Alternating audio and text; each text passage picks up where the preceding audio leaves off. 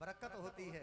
और जिस घर में लक्ष्मी का सम्मान नहीं, स्त्री का अनादर किया जाता है, प्यार करते हैं तो कमरे के अंदर किवाड़ बंद करके और लठ मारते हैं, चोटियां पकड़ के खींचते हैं तो रोड पे ला करके कपड़े फाड़ते हैं। बताओ ये कहाँ का नियम है? अगर वो स्त्री है, वो लक्ष्मी है, प्यार करो तो भीतर और लठ मारो तो बाहर है। ऐसा नियम नहीं होना चाहिए। आप इन बाबान तो निवेदन है, थोड़ा सो बुरो मत मानिए, दोनों के काज डिवाइडेड।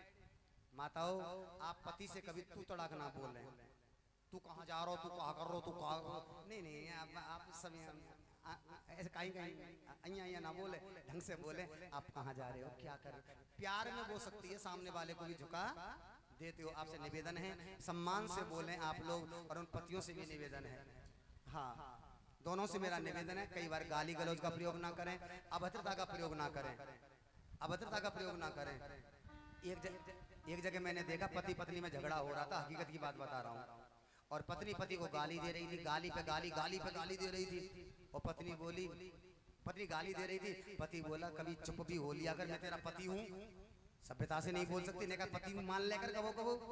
पत्नी बोली वो तो पति पति तेरे जैसे 36 डोल है, वो तो बाप ने सगाई कर दी, जो तेरे संग पालो पर को रहनो पर तुझे से 36। अब सोचना, एक तो बू और 35 और कौन कौन है। मैं जाकर नहीं ऐसे शब्द बोल देती है? कभी पूछ गड़बड़ हो जाएगी, मत बोलना, ये पोल खुल जाएगी। प्रेम से बोलो राधे। अब पति देव भी उल्टा बोलते हैं, पति देव भी पत्नी को गाली देते हैं। माताओं, आप सबसे मेरा निवेदन है, पति पत्नी को गाली देता है ना, बहुत से पति पत्नियों को गाली देते हैं, जिनका का सास फलानी फलानी ढेंगी, इनका का बोल देते हैं। और ज्यादातर पति बोलते हैं, राण शब्द बोल देते हैं ना, कई जगह बोलते हैं। चलो तुम ते ना बोली, पीछे वाली अम्मा तो बोली, वो नार हला रही है। देखो ध्यान देना, बोलते ना पति राण शब्द कह के बोले। माताओं, उस समय जवाब मत देना, पर उस पति से कहना कि तुमने मुझसे बोला, राण शब्द बोला है, मैं राण कब बनूंगी, जब तुम मरेगो। पहले तू मर और फिर मैं अपने आप बन जाऊंगी। कहने का मेरा मतलब है माताओं, सब दोनों के लिए डिवाइडेड है। पति का सम्मान करें, पत्नी का सम्मान करें। भगवान का भजन क्या है? भजन क्या? केवल माला लेके दिन भर माला ही माला फेरे नहीं, कि आदत बुरी संभार ले, बस हो गया भजन, मन की तरंग मार ले, बस हो गया भजन। आदत बुरी संभार ले, बस हो गया भजन, और मन की तरंग को मार ले, बस हो गया भजन। जिसमें जो बुरी आदत है, उस बुरी आदत को छोड़ दो। कोई शराब पीता हो, जुआ खेलता हो, गुटखा खाता हो, झूठ बोलता हो, अन्यत्र कोई कर्म करता हो, उस कर्म को छोड़ दो, वही तुम्हारा भजन है। यहाँ जितने भी बाबा भाई माता बहन बैठे हैं, सबसे मेरा हाथ जोड़ करके निवेदन है, सबसे हाथ जोड़ करके निवेदन है कि आप सबके अंदर जो कोई भी बुराई हो, जो कोई भी ऐसा दोष हो जिससे परिवार में झगड़ा होता है, लड़ाई होती है, आपका नाम बदनाम होता है, तो आप सबसे मेरा निवेदन है, इस भैरव बाबा के मंदिर में प्रांगण में आप अपनी बुराइयों को छोड़ करके जाना, और गोविंद की कथा में से अच्छा ही लेकर के जाना, अच्छा ही लेकर के जाना, तुम्हारा जीवन धन्य हो जाएगा। अपने मन में संकल्प करके जाना, आज से हम सच बोलेंगे, झूठ नहीं बोलेंगे।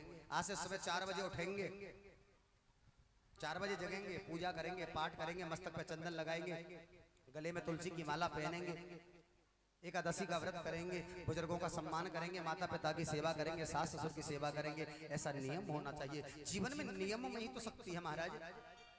प्रिय व्रत राजा का जो वंश है, प्रिय माने अच्छा, व्रत माने संकल्प उन्होंने किया कि मैं संसार में से अंधकार को मिटा दूंगा, अंधकार नहीं होने दूंगा।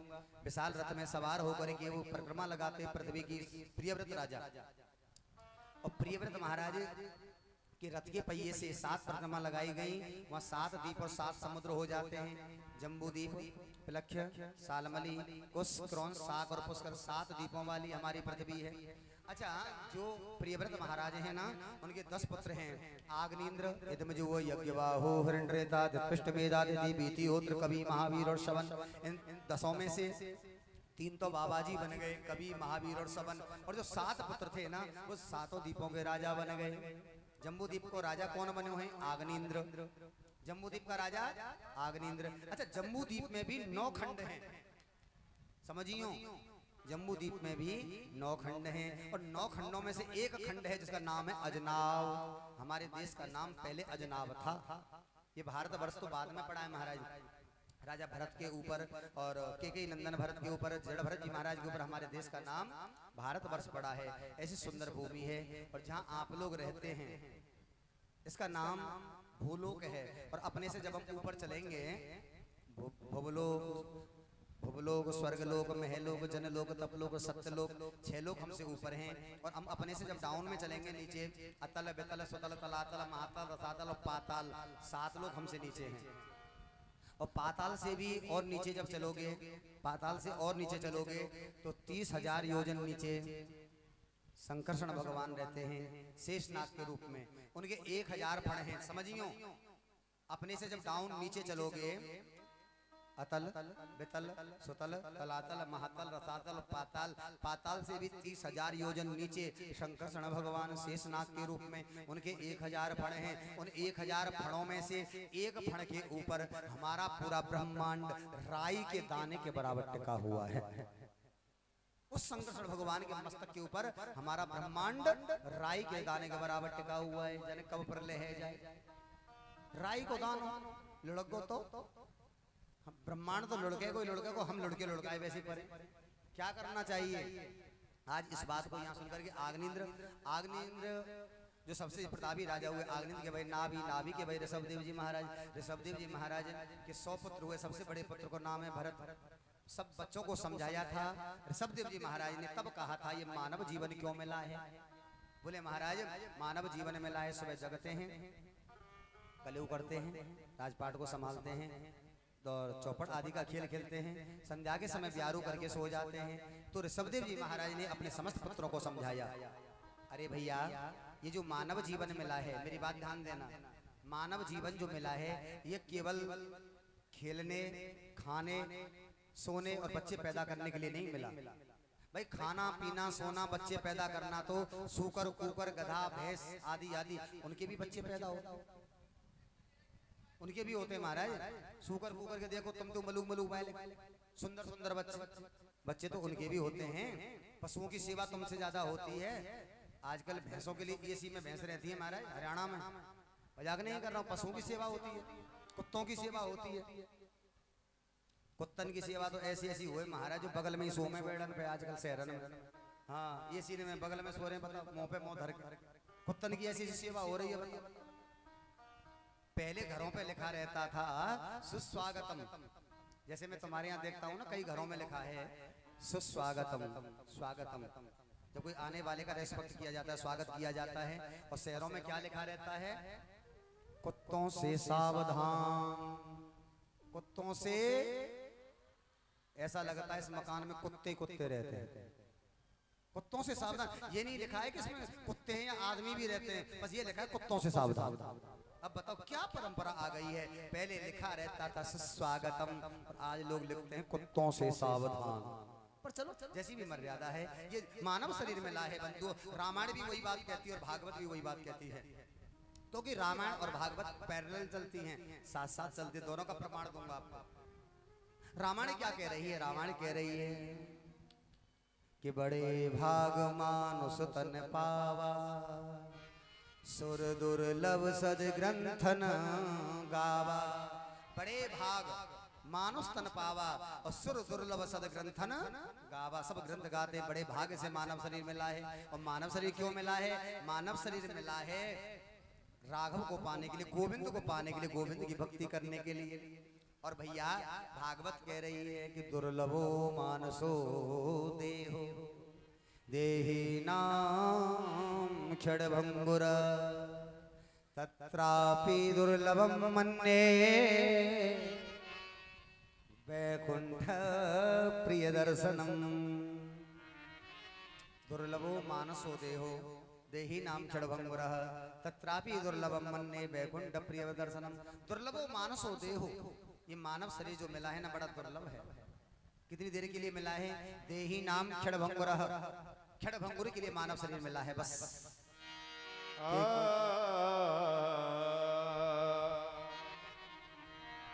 अरे नर्तन फिर ना मिले गो, बांध क्यों गठड़िया प्राणी पाप की। ओ नर्तन फिर ना मिले गो, बांध क्यों गठड़िया प्राणी पाप की। बांध क्यों गठड़िया प्राणी पाप की। हो बांध क्यों गठड़िया प्राणी पाप की। हो नर्तन फिर ना मिले गो, बांध क्यों गठड़िया प्राणी पाप की। हो नर्तन फिर ना मिले गो, बांध क्यों गठड़िया प्राणी पाप की।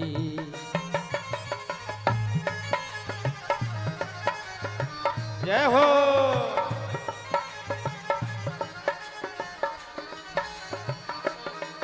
हाँ बड़े भाग मानस तन पायो, भटक भटक 84। बड़े भाग मानस तन पायो, भटक भटक 84। हाँ अब के दाव चूक जाए बंदे, फिर पड़े गल फांसी।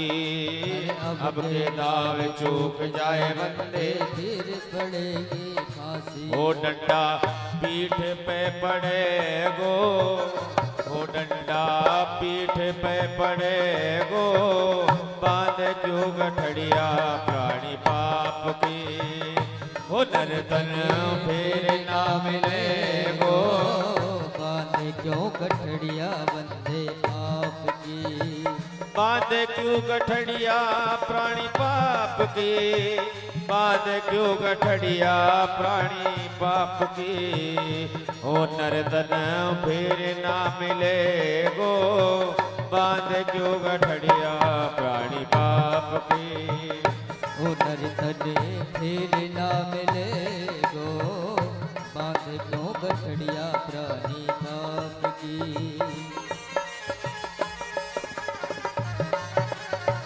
जय हो।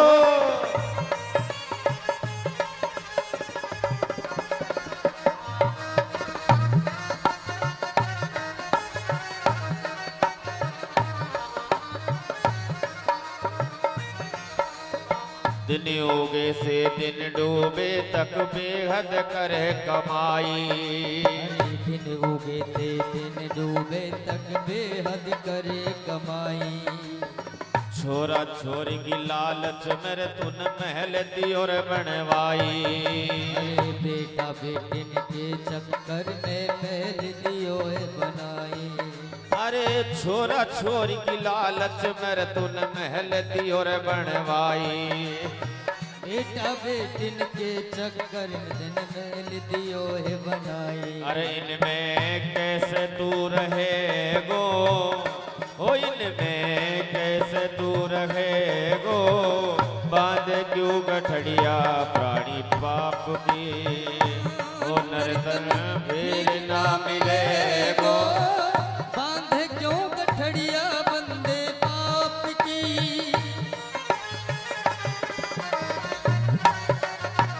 जय हो।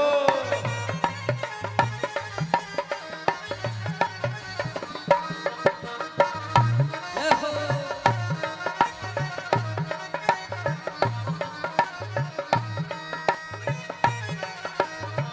माया के मद में आकर के रोज मचावे दंगा। अरे माया में भरमा के प्राणी रोज मचावे दंगा।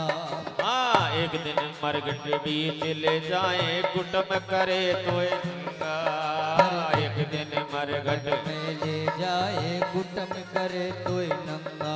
वा दिन चौड़े में फूके गो, अरे वा दिन चौड़े में फूके गो, बांध क्यों गठड़िया प्राणी पाप की। हो नर्तन फिर ना मिले गो, बांध क्यों गठड़िया बंदे पाप की।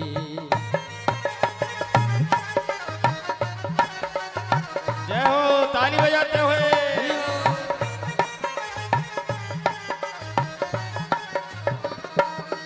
आ पौरी तक तेरी मैया। अरे भेड़ी तक तेरी तिरिया रोवे पौड़ी तक तेरी मैया। अरे देरी तक तेरी तिरिया रोवे पौरी तक तेरी मैया। अरे भेड़ी तक तेरी तिरिया रोवे पौड़ी तक तेरी मैया।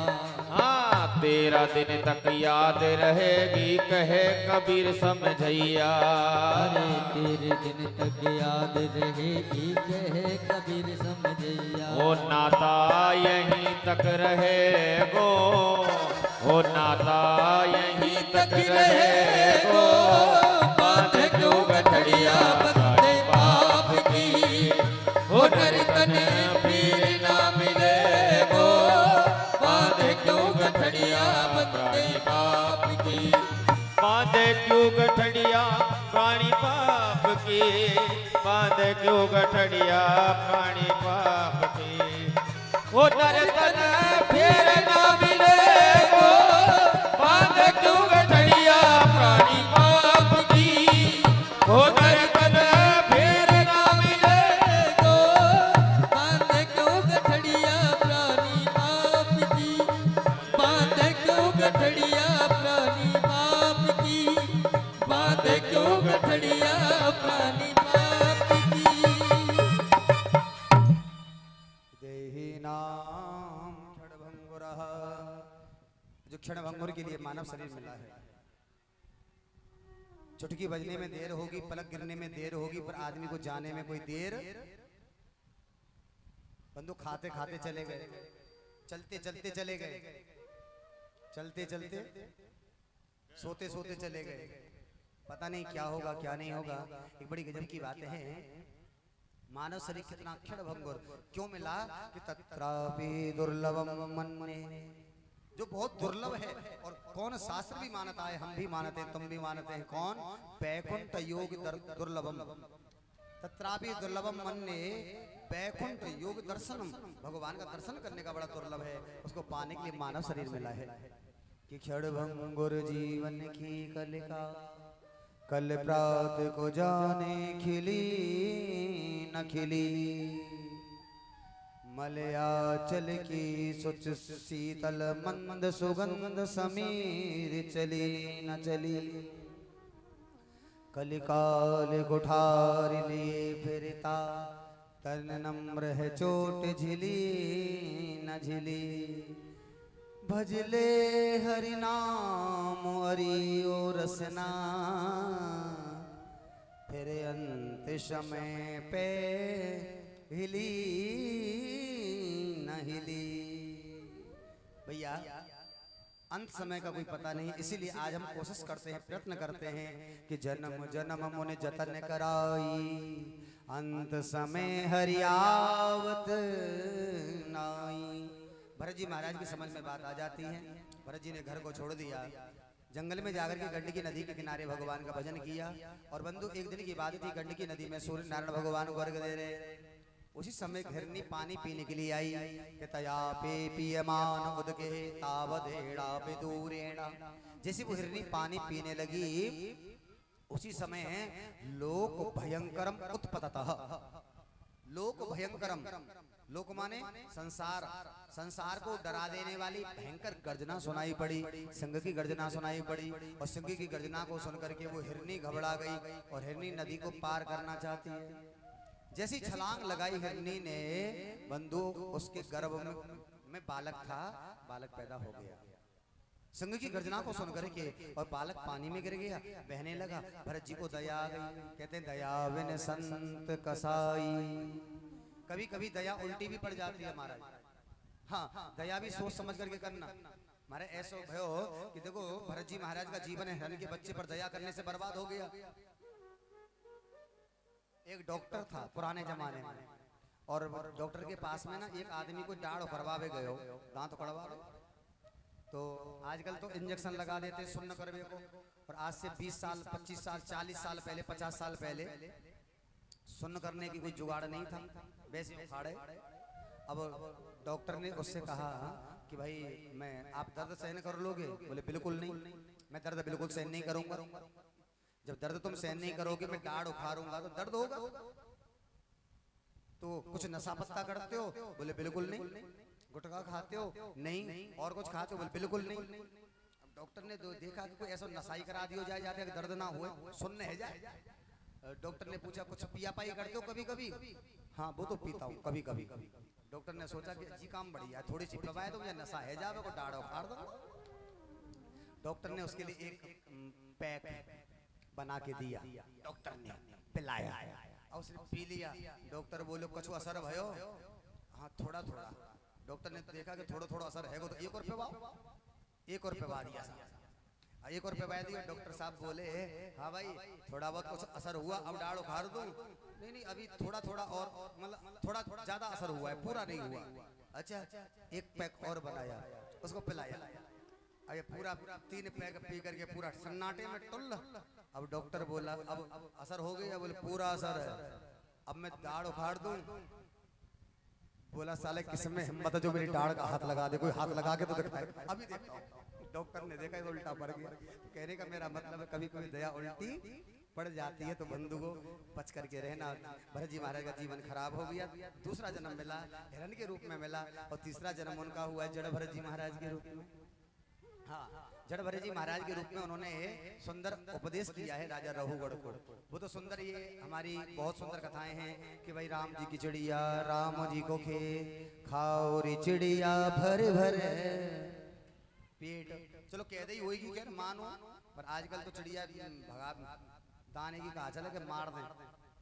हाँ कोई खेत में नहीं कहा जाए, गैयन के कहा जाए देखो का हाल मचाए रहा है, इतने तार लग रहे या गांव में इतने तार लग रहे, इतने तार लग रहे हैं, कम से कम एक आदमी के 50-50 हजार के तार लग रहे हैं। मजाक नहीं कर रहा हूँ, 400 घर की बस्ती और 50 हजार लगा लेना, कितने करोड़ रुपया हो गया, कितने करोड़ रुपया हो गया। अगर इतने करोड़ रुपए को इकट्ठा कर दिया जाता और एक बड़ी सी गौशाला बना दी जाती, तो गायों को गौशाला में विराजमान कर दिया जाता, फसलों का भी नुकसान नहीं होता, गौ माता की सेवा हो गई होती महाराज, गौ माता की सेवा हो गई होती। अरे इतना पैसा तुम खेतों में लगाते हो, तार बांधने में लगाते हो, मैं कहता हूँ गौ माता को ले जा करके गौशाला में पहुंचा करके आओ, और तुम्हारे पास अगर कुछ माल है तो गौशाला में सेवा करके आओ। और बंधु तुम गौशाला यहाँ खोल लो, ना खोले ना तो गैयन ने संतोष जी की गौशाला में पहुंचा करके आ जाओ महाराज, वहाँ खूब सेवा हो रही है, मैंने पहुंचा के आओ तो सही। अरे गौ सेवा हो रही है बंधुओं, सोच करके देखो जरा। आप सबसे मेरा निवेदन है, सबसे निवेदन है, बहुत गहराई की बात है, अगर जब जाओगे तो गड़बड़ हो जाएगी। जड़ भरत जी महाराज ने बहुत सुंदर उपदेश किया है राजा रघुगढ़ के लिए, और कहा कि राजन जो तुम राजा हो तुम्हारी तरह मैं भी राजा था, किसी समय थोड़ी सी दया करने पर मेरा जीवन बर्बाद हो गया। कल मैं राजा था, आज तू राजा है, कल मैं राजा बनूंगा। जड़ भरत जी महाराज ने राजा रघुगढ़ जब पालकी में सवार होकर के जा रहे थे ना, चींटियों को देख करके बिल देख कर उछल करके चलते हैं, तो पालकी में बांस लगता है, तो राजा रघुगढ़ ने जड़ भरत जी महाराज